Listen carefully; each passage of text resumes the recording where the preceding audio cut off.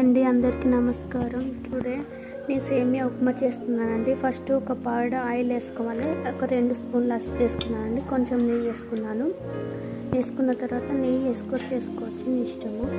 తర్వాత జీలకర్ర ఆవాలు వేసానండి. ఒక చిన్న స్పూన్ కొన్ని జీడిపప్పు వేసాను. నెక్స్ట్ పచ్చిమిర్చి కరివేపాకు వేసానండి. కొంచెం కలిపిన తర్వాత పచ్చిమిర్చి కరివేపాకు వేసుకొని అది కొంచెం ఫ్రై అయిన తర్వాత కొంచెం సాల్ట్ వేయాలండి. కొంచెం ఫ్రై కావాలి.